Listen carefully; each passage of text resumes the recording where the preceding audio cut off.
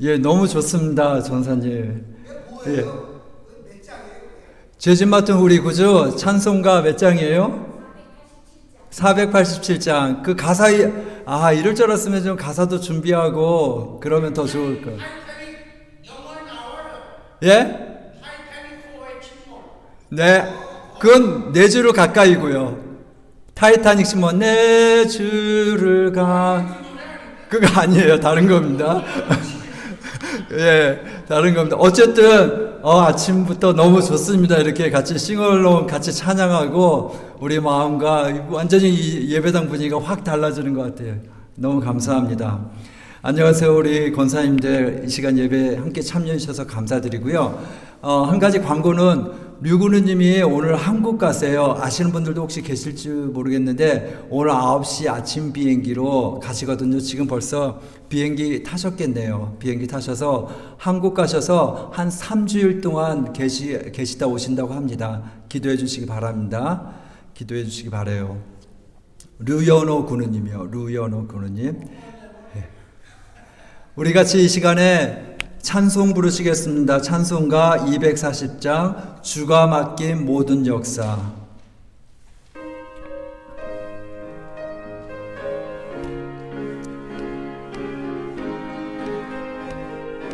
약간 천천히 할게요. 주가 맡긴 모든 역사 힘을 다해 마치고 밝고 밝은 그 아침을 맞을 때 요단강을 건너가서 주의 손을 붙잡고 기쁨으로 주의 얼굴 배우리. 나의 주를 내가 그의 곁에 서서 배우며 나의 주를 그의 보아 알겠네. 하늘 날아 올라가서 주님 앞에 절하고 온유하신 그 얼굴을 배울 때 있을 곳을 예비하신 크신 사랑 고마워 나의 주께 기쁜 찬송 드리리. 아멘. 나의 주를 내가 그의 곁에 서서 배우며 나의 주를 손에 못자국을 보아 간주입니다. 간주요. 간주. 죄송해요. 미리 말씀.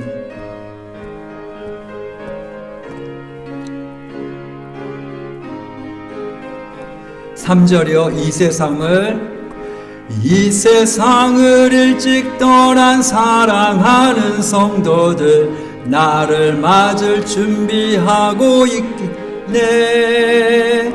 저희들과 한 소리로 찬송 부르기 전에 먼저 사랑하는 주를 배우리.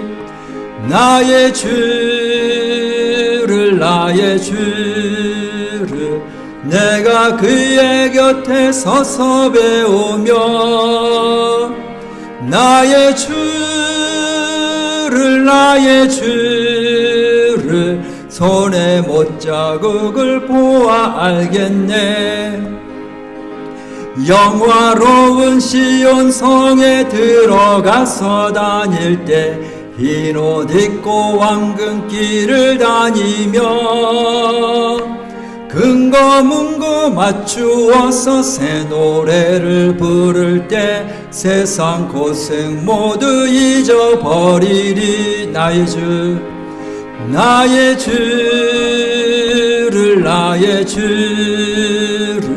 내가 그의 곁에 서서 배우며 나의 주를 손에 못자국을 보아 알게. 나의 주를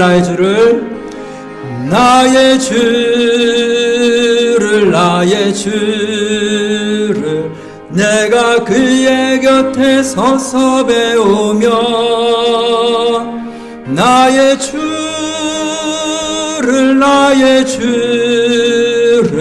손에 못자국을 보아 알겠네.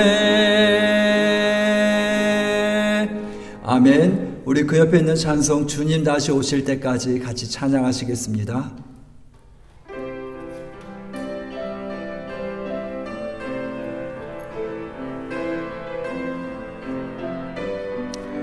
조금만 천천히 할게요.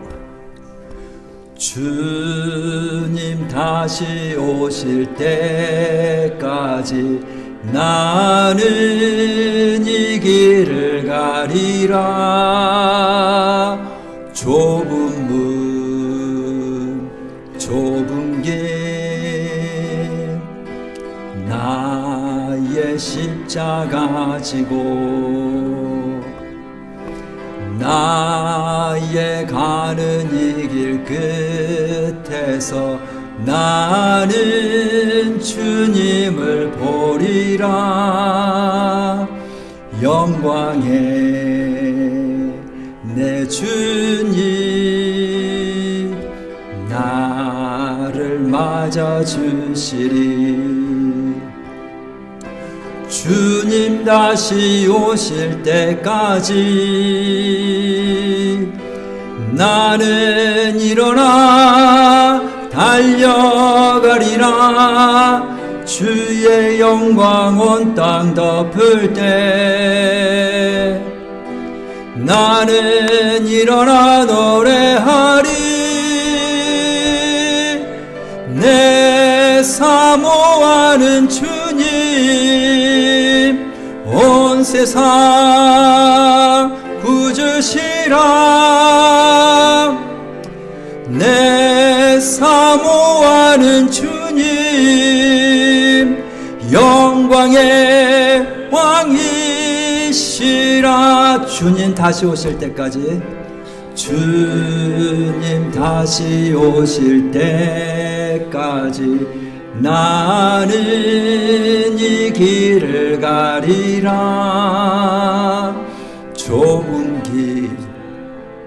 좁은 길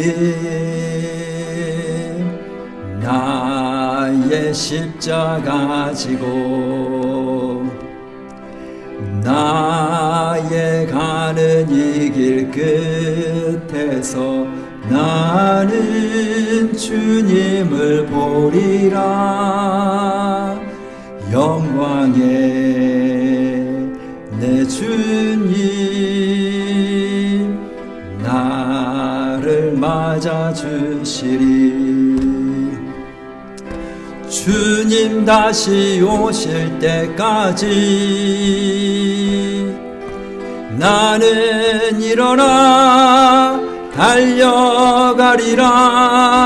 주의 영광 온 땅 덮을 때 나는 일어나 노래하리. 내 사모하는 주님 온 세상 구주시라. 내 사모하는 주님 영광의 왕이시라.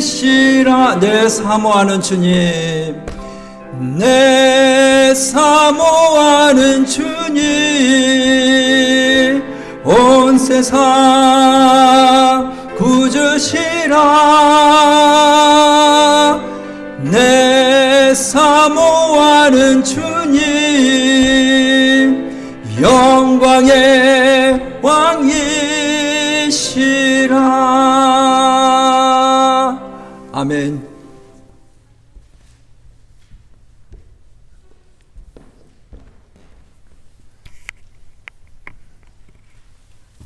참 좋으신 아버지 하나님께서 베풀어 주신 크고 놀라운 은혜에 감사를 드립니다. 오늘 또 특별히 나를 정하여 주님의 날로 주셨습니다. 세상 주신 삶 열심히 자랑스럽게 은혜 가운데 살다가 오늘 저희들 한데 모여서 주님께 찬양하고 기도하고 말씀을 듣는 예배를 참석할 수 있도록 도와주시면 감사합니다. 비록 저희들 이 교회가 저희들의 영문이 작은 인원이 모였지만은 어느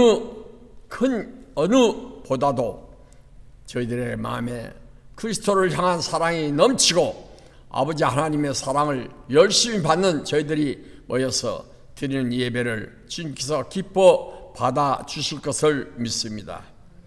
세상 살면서 주님이 하라 하시고 알고 있는 일들 잘 지키지 못한 것도 후회하고 아버지 하나님께 부끄러움을 느끼고 있습니다만 항상 마음속에 주신 그 말씀을 생각하면서 바르게 아버지 하나님의 길을 갈 수 있는 길을 열심히 찾을 수 있도록 도와주시옵소서. 오늘 저희들이 나누는 말씀, 귀한 종을 통하여 주시는 말씀 속에서도 그 길이요 진리요 생명이신 예수 그리스도를 꼭 만날 수 있도록 도와주시고 오늘 드리는 예배를 통하여 느끼는 여러 가지 뜻들을 받들어서 돌아온 한 주, 한 달 모든 날들이 주 안에서 기쁨 누리게 하여 주시옵소서. 마음속에 바라는 모든 소망 하나하나를 일깨워 저희들에게 이루어 주시는 감사하신 아버지 하나님께 큰 영광을 돌리며 우리 구주 예수 그리스도의 이름 받들어 기도 올리옵나이다. 아멘.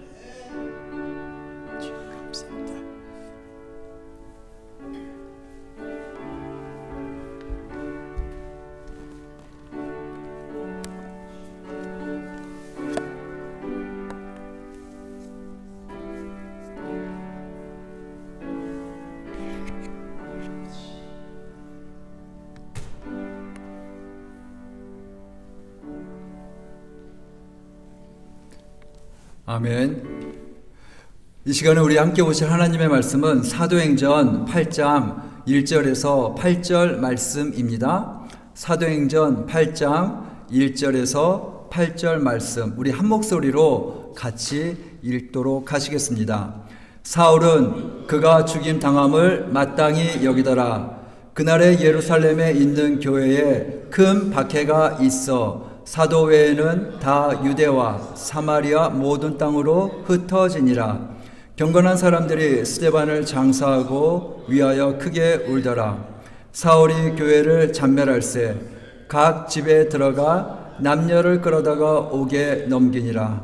그 흩어진 사람들이 두루다니며 복음의 말씀을 전할세 빌립이 사마리아 성에 내려가 그리스도를 백성에게 전파하니 무리가 빌립의 말도 듣고 행하는 표적도 보고 한 마음으로 그가 하는 말을 따르더라.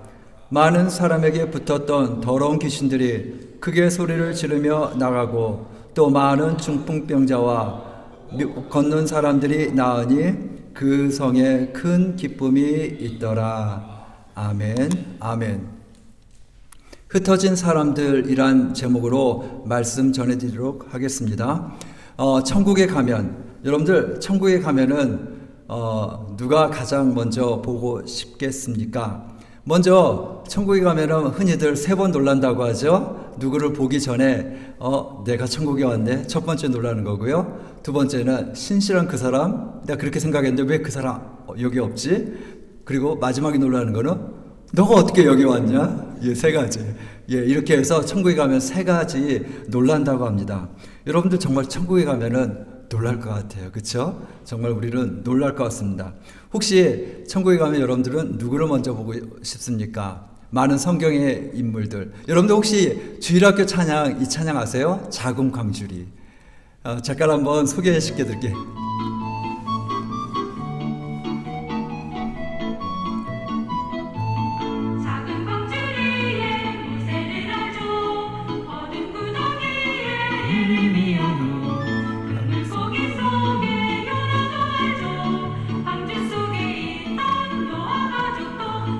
만나보겠네 천국에 가면 보겠네 내 죄를 용서받아 자유케 됐네 모두 만나보겠네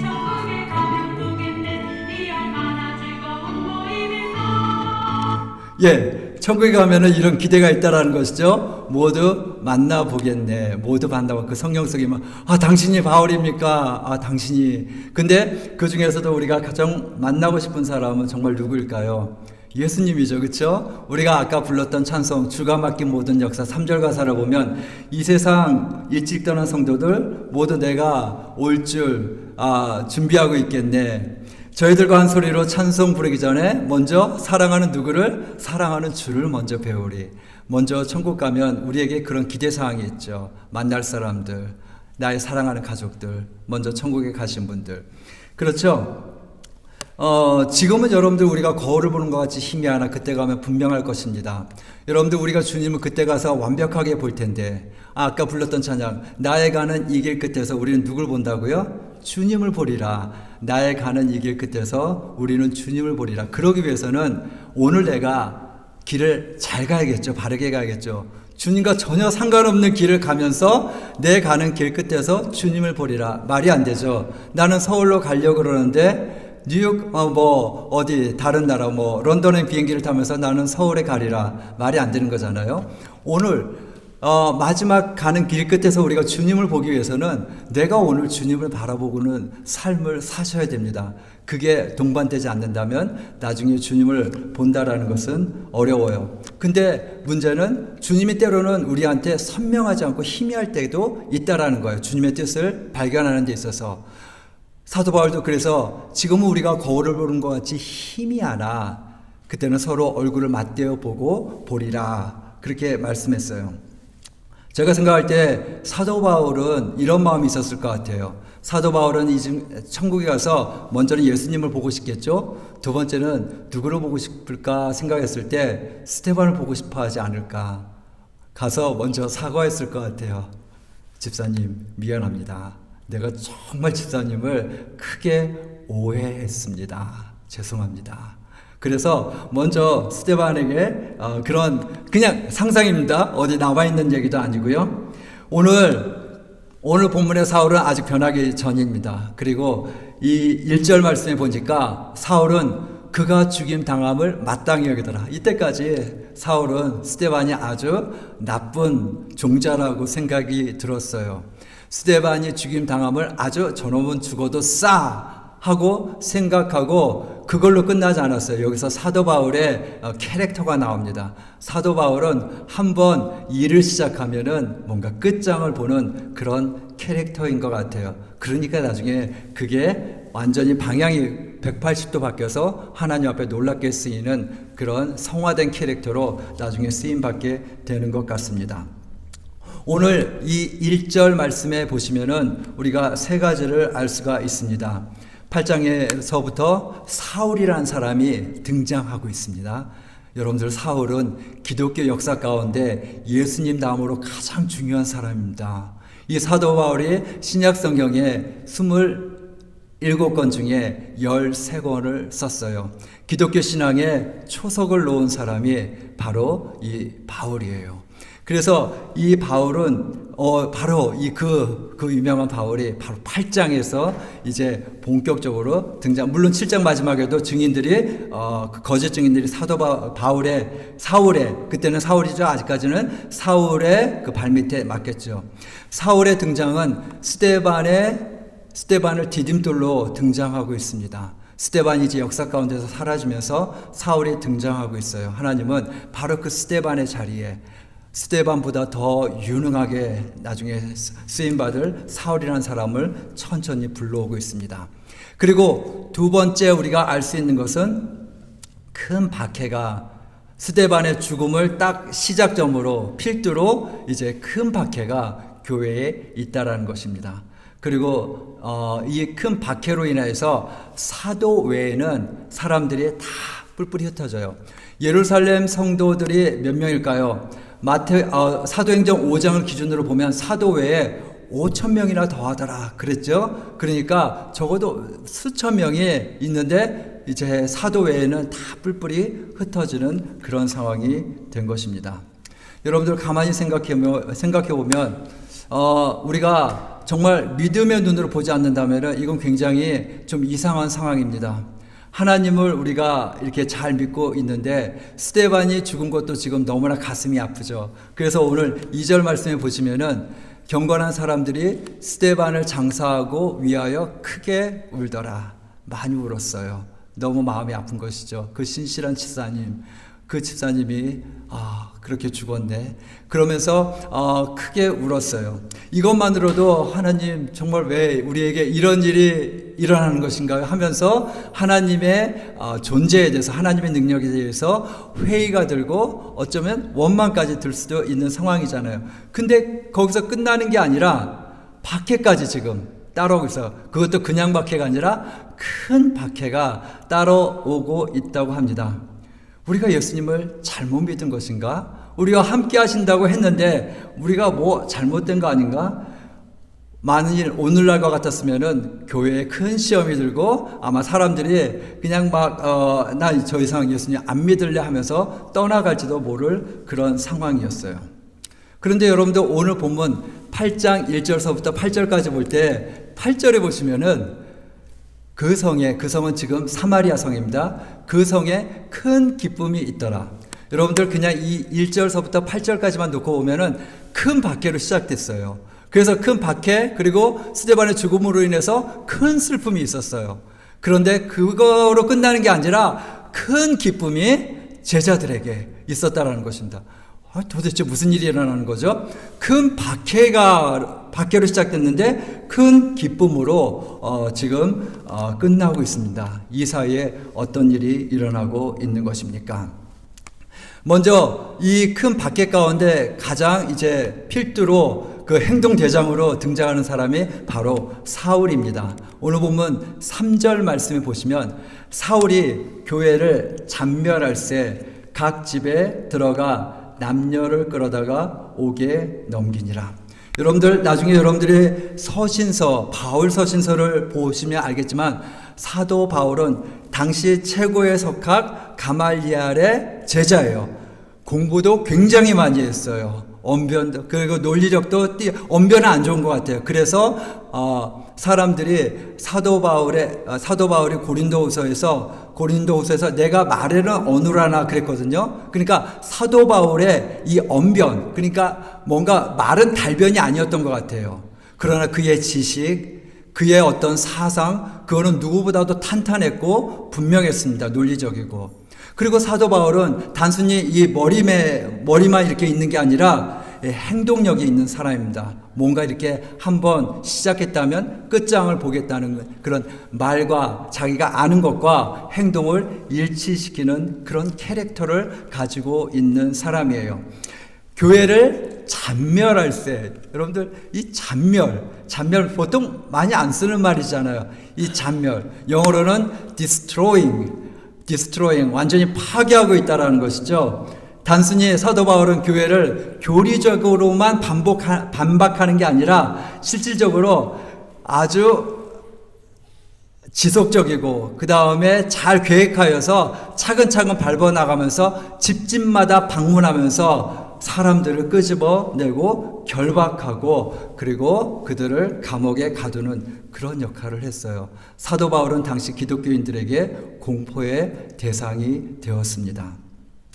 어떤 이 단어에 대해서 이 잔멸한다는 단어에 대해서 어떤 사람은 멧돼지가 포도밭에 들어와가지고 이 포도밭을 완전히 망가뜨리는 그런 그림 같은 단어라고 설명을 합니다. 멧돼지가 포도밭에 들어와서 돌진하고 먹고 망가뜨리고 짓밟고 마치 사도 바울이 교회를 잔멸하는 행위가 완전히 멧돼지같이 그냥 돌진해가지고 교회를 완전히 쑥대밭으로 만들고 있는 사울의 모습을 볼 수 있는 것입니다.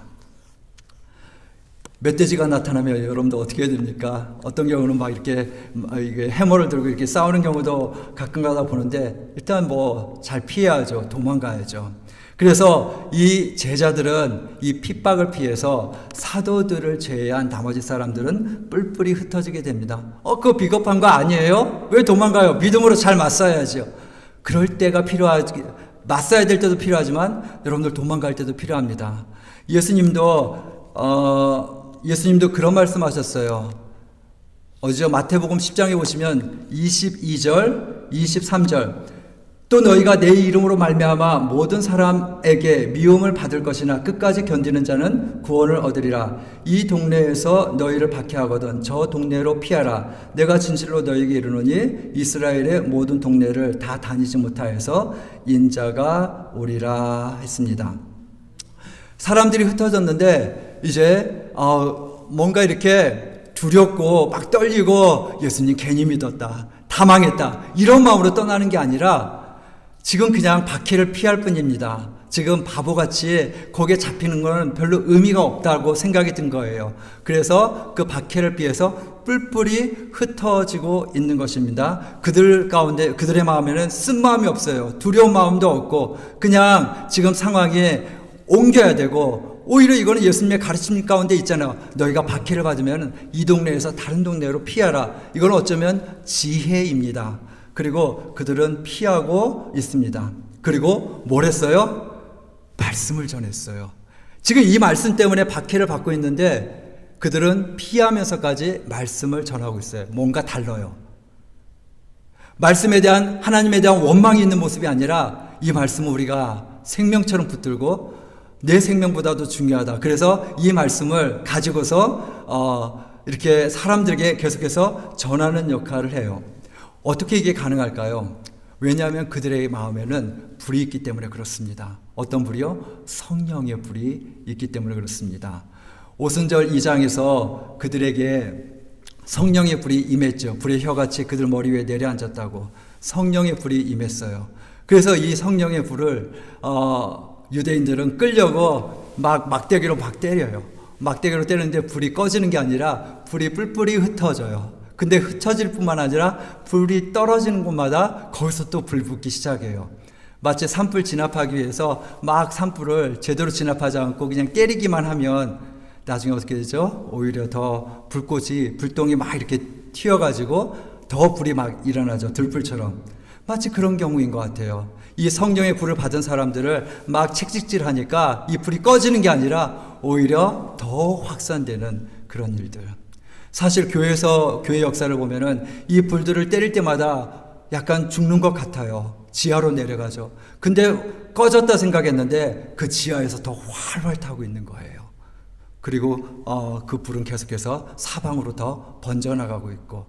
그래서 스크류테이프, C.S. 루이스가 쓴 스크류테이프에 보면 마귀의 전략은 처음에 핍박하는 게 마귀의 전략이었는데, 그러면 교회가 죽을 거라고 생각했는데 때리면 때릴수록 더 강해져요. 그래서 거기에 보면은 전략을 바꿔요. 적당히 회유하고, 적당히 유혹하고, 적당히 나약하게 만들고, 적당히 타협하게 만들고, 마치 불꽃을 천천히 조심스럽게 물을 뿌려가면서 그 불꽃을 끄는 것처럼 그런 식으로 끄죠. 실질적으로 그 초대교회의 불은 핍박으로 절대로 꺼지지 않았어요. 근데 어떻게 꺼지기 시작했나요? 인정하면서, 칭찬해주면서, 잘하고 있어, 그래, 좋아. 그러면서 불은 천천히 꺼지고 있어요.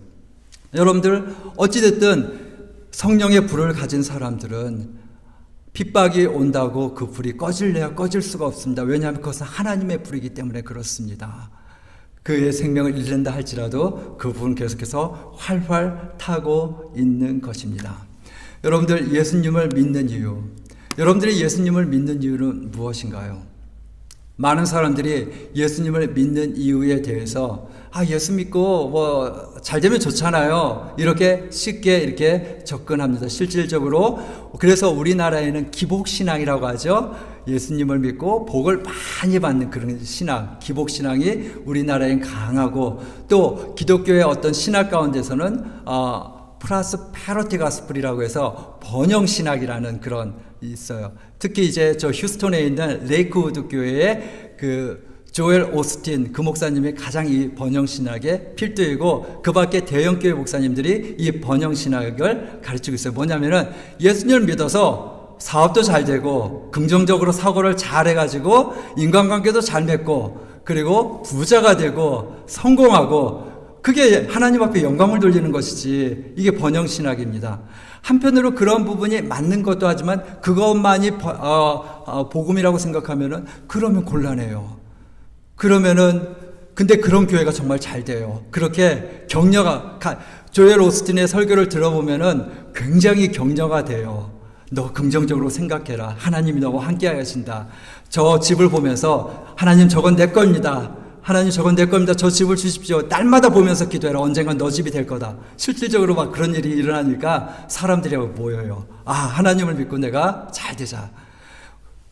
나쁘다고만 할 수 없지만은 혹시 진리를 왜곡시킬 수가 있습니다. 왜냐하면 이렇게 핍박이 일어났을 때,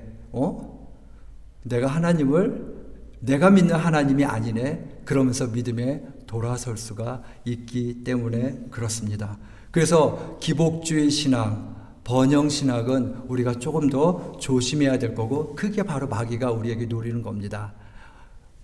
완전히 부정하지 않고 천사의 모양을 하고 마귀는 등장한다고 했습니다. 아주 선하게 나타나서 하나님을 믿으면 이렇게 돼야지, 그렇게 되면 되겠어. 그래서 자꾸 하나님의 말씀을 우리가 왜곡해서 보게 만들어서 하나님의 말씀과 상관이 없는 상황을 그걸 가지고 마치 진리인 것처럼 붙들게 만들어 줍니다. 만약에 이 당시에 8장에 나오는 제자들이 번영신학, 기복신학을 가지고 있었다면 그들은 핍박을 견디지 못했을 것입니다. 핍박을 받았을 때, 아유, 내가 잘 살자고 예수님 믿었는데 다 이거 안 되겠네. 나 예수님 안 믿어요. 예수님 안 믿어요. 이렇게 그들은 돌변하게 될 것입니다. 그러나 그들은 이걸 예상하고 있었어요. 왜냐하면 주님 말씀에 그렇게 말씀하셨으니까 세상에서 너희가 환난을 당하나 담대하라. 내가 세상을 이겼노라. 그리고 아까 우리가 봤던 마태복음 10장에서도 보면은 너희가 내 이름으로 말미암아 모든 사람에게 미움을 받을 것이나, 여러분들 이런 말씀들이 있다면은 이런 일들이 생겼을 때 이상하게 여기는 게 아니라, 하나님 주님이 말씀하신 대로 지금 이루어지고 있구나. 그러면서 이해가 되어지는 것이죠. 이해가 되어지고 그거를 왜 이럽니까? 이런 게 아니라 하나님이 말씀하신 대로 지금 되고 있군요. 제가 잘 가고 있군요. 라고 지금 생각하고 있는 것이죠. 예를 들면 베드로전서 4장 12절 13절에 보면은 사랑하는 자들아 너희를 연단하려고 오는 불시험을 이상한 일 당하는 것까지 이상히 여기지 말라. 그리고 오히려 너희가 그리스도의 고난에 참여하는 것으로 즐거워하라. 이는 그의 영광을 나타내실 때에 너희로 즐거워하고 기뻐하게 하려 함이라. 시험을 당할 때, 어려운 일 당할 때 왜 나한테 이런 일이 생기지? 하면서 이상하다. 하나님이 나를 안 사랑하나 봐. 이렇게 이상한 일 당하는 것처럼 이상히 여기지 말라라고 했어요. 너희를 연단하려고 오는 불시험이다. 이런 일은 얼마든지 너에게 온다라는 것이죠. 그러니 우리가 만약에 이런 말씀을 잘 알고 있고 이해하고 있고 그렇다면은 우리가 시험을 받을 때 하나님 왜 이러십니까? 이런 반응보다는 하나님, 이게 바로 하나님 말씀하신 불시험이군요. 잘 인내하게 하옵소서. 그리고 13절에 나오는 것처럼 이게 바로 그리스도의 고난에 동참하는 것이거든요. 그러면서 이 고난에 동참 잘하면 어떤 일이 있다고요? 그 다음에 즐거워하리라. 그 다음에 진짜 조의가 있을 것이다 라고 말씀하시는 거죠. 요한 웨슬레, 감리교 창시자죠. 그에게 이런 예화가 있었대요.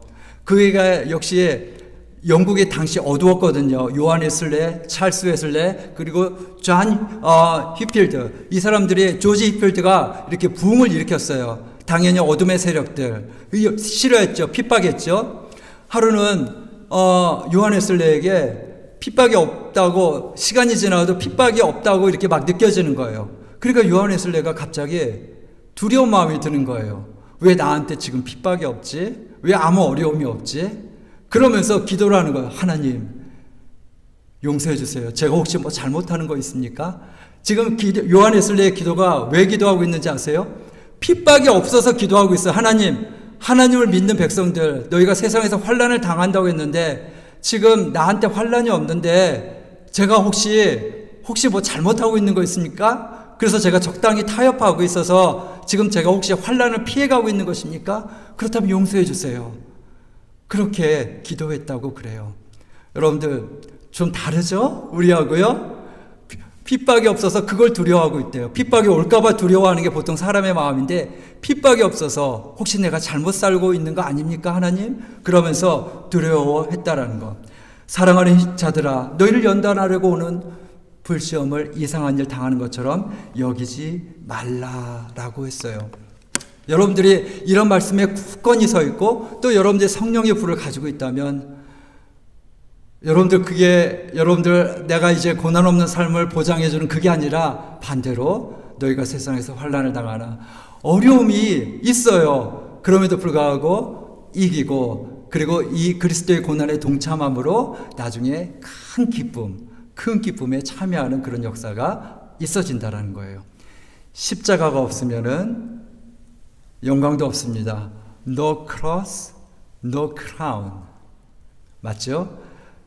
죽음이 없는데 부활이 의미가 있습니까? 내가 죽은 적이 없는데 다시 살아나는 게 가능해요? 아니죠. 십자가가 있을 때 영광이 있고 이런 고난에 잘 동참했을 때 그 부활의 기쁨에 부활의 영광에 우리가 같이 참여할 수 있는 것이죠. 그래서 큰 박해로 시작했다가 큰 슬픔도 있었는데 나중에 큰 기쁨으로 끝나는 것. 그들 마음에 먼저 성령의 불이 있기 때문에 그렇습니다. 이 성령의 불은 어느 누구도 끌 수 없는 그런 성령의 불, 하나님 Divine Fire입니다. Divine Flame. 그리고 두 번째는 그들은 말씀을 알았어요. 그들은 이런 일들이 올 거라는 것을 알고 있었고 그리고 거기에 대해서 물론 슬프죠. 아프죠. 고난스럽죠. 그렇지만은 이런 일들을 이상히 여기지는 않았습니다. 그리고 마지막에 1절에 보시면은 뒷부분에 한번 볼까요? 교회에 큰 박해가 있어 사도회는 다 유대와 사마리아와 모든 땅으로 흩어지니라. 뭐하고 지금 비슷하지 않습니까? 어디 많이 봤잖아 이 구절이요. 사도행전 1장 8절 기억하셔요? 오직 성령이 너희에게 임하시면 너희가 권능을 받고 예루살렘과 온 유대와 사마리아와 땅끝까지 이르러 내 증인이 되리라. 근데 지금 공교롭게도 또 8장 1일이에요. 8장 1, 18, 8일. 큰 박해가 있어 사도회에는 다 유대와 예루살렘과 그리고 모든 땅으로 흩어지는 것. 이런 박해를 통해서 하나님은 하나님이 계획하신 일들을 이뤄나가시는 거예요. 그러니까 하나님은 하나님의 자녀가 고통당하는 걸 물론 원하지 않으시겠죠. 그분이 정말 loving father라면요. 그렇지만은 우리의 온전한 성장을 위해서 어려움조차도 하나님의 계획 가운데 하나님의 뜻을 성취하는 가운데 성취하기 위해서 얼마든지 모든 것이 in His hand. God controls all the circumstances. 모든 상황을, 모든 환경을 하나님은 여전히 컨트롤하십니다. There are so many troubles in this world, but God is still the ruler yet. Still 하나님께서는 통치자이십니다. 그리고 the battle is not done. 싸움은 끝나지 않았습니다. 그분이 끝났다고 할 때까지는 끝난 게 아닙니다. 그러니 여러분들 어려움이 혹시 지금 계신 분 있습니까? 남에게 차마 말 못하는 거 하나님 앞에 가져가십시오. 그리고 하나님 앞에 두 가지를 구하세요. 성령의 불을 구하세요. 성령의 불. 누구도 끌 수 없는 성령의 불. 그럼 여러분들은 좌절하고 낙심하지 않습니다. 두 번째, 말씀을 구하세요. 하나님, 제가 이 상황을 이해할 하나님의 말씀을 알려주십시오. 그러면서 성경을 읽으세요. 그래서 하나님의 약속 여러분들이 놓치고 있는 거 그거를 잘 붙들고 이거였군요 하고 깨달아질 때까지 기도하고 열린 마음으로 하나님의 말씀을 대하시기 바랍니다. 그럴 때 그 성령과 하나님의 말씀이 어려움과 환난 가운데서도 여러분들을 지탱해주고 붙들어주고 그리고 승리케 하여 주실 줄로 믿습니다. 우리 구세군 성도님들이 그런 승리와 그리고 그 조의 기쁨을 경험하시는 우리 성도님들 되시기를 우리 주 예수님의 이름으로 축원합니다. 기도할게요. 하나님 감사합니다. 순교도 마음이 아픈데 핍박까지 있는 그 아픈 상황. 하나님 그러나 제자들에게는 성령의 불이 있었고 하나님 약속의 말씀이 있었기 때문에 하나님 거기에 대해서 두려워하고 이상히 여기지 않고 뿔뿔이 흩어져서도 계속해서 하나님의 약속을 성취해 나가는 그 제자들의 삶. 하나님, 오늘날도 하나님의 자녀들은 동일하게 우리 이 세상에서 여러 가지 도전과 하나님 어려움들을 맞닥뜨리고 있습니다. 다만 주님, 저희가 회피하지 않도록 도와주시고 하나님의 성령의 은혜를 힘입고 하나님의 약속의 말씀을 붙들고 그것을 잘 이겨나가는 복된 삶이 될 수 있도록 주님 축복하여 주시옵소서. 우리 주 예수님의 이름으로 기도드렸습니다. 아멘. 하늘에 계신 우리 아버지여, 이름이 거룩히 여김을 받으시오며 나라 임하옵시며 뜻이 하늘에서 이룬 것 같이 땅에서도 이루어지이다. 오늘날 우리에게 일용할 양식을 주옵시고 우리가 우리에게 죄진 자를 사하여 준 것 같이 우리의 죄를 사하여 주옵시고 우리를 시험에 들게 하지 마옵시고 다만 악에서 구하옵소서. 대개 나라와 권세와 영광이 아버지께 영원히 있사옵나이다. 아멘. 아멘. 예, 마쳤습니다.